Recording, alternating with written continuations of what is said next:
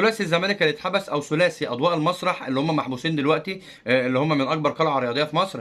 عايز اقول لك ان الناس دول خلاص اتحبسوا وبكره هيتحاكموا في محاكمه عاجله.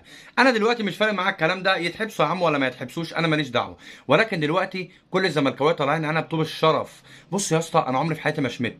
انا طول عمري متربي في بيتي على مبدا لا تشمت في اخيك فيعافيه الله ويبتليك. ده مبدا في حياتي انا ماشي فيه، وهتشوف كل فيديوهاتي قبل كده ان انا حتى كل لعبت حتى فتوح في الفترات الاخيره، شوف انا كنت بطلع اقول ما حدش يشمت فيه ازاي، مع انه غلطان بس بقول الا الشماته.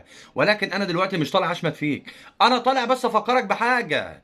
هو انتوا دلوقتي كجماهير زمالك يعني لبستوا طوب العفه؟